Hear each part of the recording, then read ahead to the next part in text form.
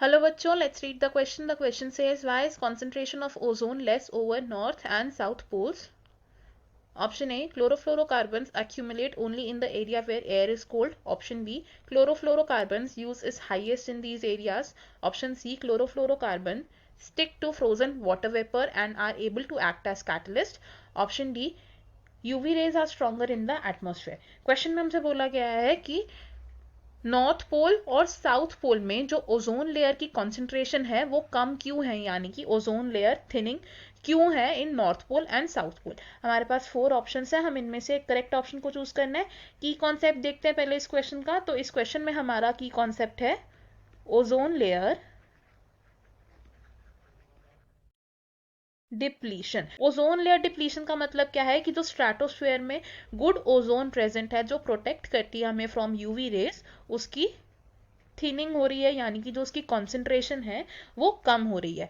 अब ये जो ओजोन लेयर की डिप्लीशन है, इसे सबसे ज्यादा अफेक्ट कौन करता है?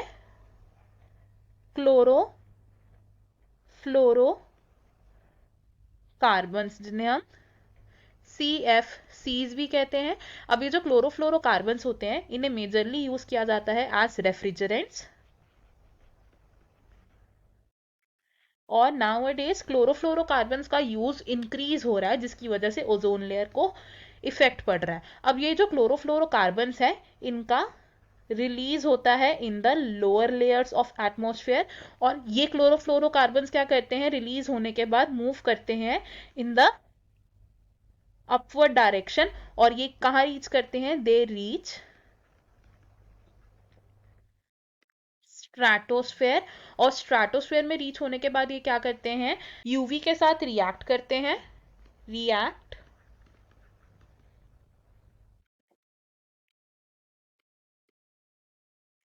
रिएक्ट विद अल्ट्रावायलेट रेज, यानी कि यूवी रेडिएशंस के साथ ये रिएक्ट करते हैं।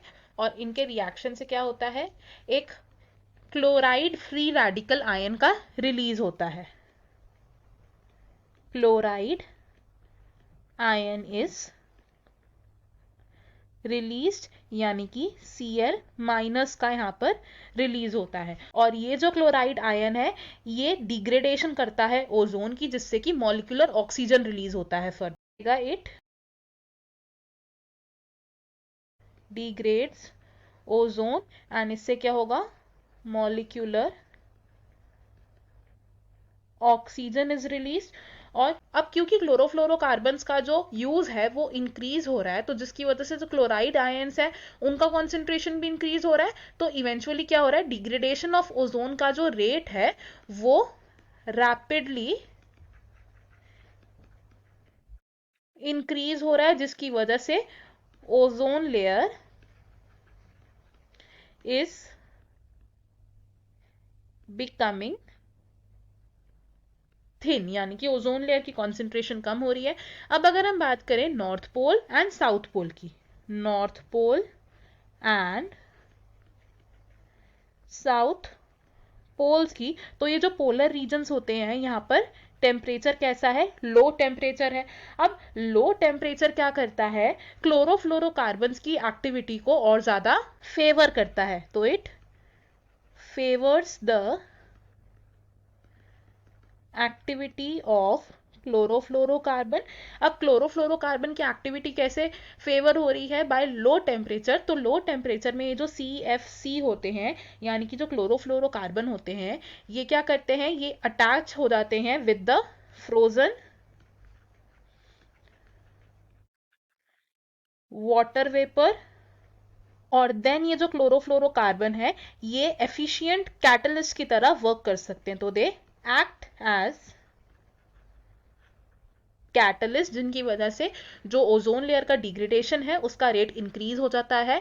एंड इवेंचुअली क्या देखा गया है कि पोलर रीजन्स में there is a ozone hole, जिसे हम कहते हैं, यानी कि as compare to the other regions, जो पोलर रीजन्स है हमारे, वहां पर ओजोन लेयर जो है उसकी कॉन्सेंट्रेशन सबसे ज़्यादा कम है। तो हमारे पास जो ऑप्शन है, अगर हम वो ऑप्शन देखें तो ऑप्शन ए यहाँ पर हमारा रॉन्ग होगा, बिकॉज ऐसा नहीं है कि क्लोरोफ्लोरोकार्बन सिर्फ कोल्डर एरियाज में ही एक्यूमुलेट होते हैं। ऑप्शन बी भी रॉन्ग होगा, बिकॉज क्लोरोफ्लोरोकार्बन्स का जो यूज है वो डेवलपिंग कंट्रीज में ज्यादा है, ना कि सिर्फ पोलर रीजन्स में ज्यादा है। ऑप्शन सी हमारा यहाँ पर करेक्ट आंसर है। एंड ऑप्शन डी भी रॉन्ग होगा, बिकॉज पोलर रीजन्स में जो ओजोन लेयर की थिनिंग हो रही है उसके लिए क्लोरोफ्लोरोकार्बन्स रिस्पॉन्सिबल है, ना कि यूवी रेस का स्ट्रॉन्गर होना। हमारा जो करेक्ट आंसर है इस क्वेश्चन में वो होगा option C. I hope you have understood it. Best of luck. Thank you.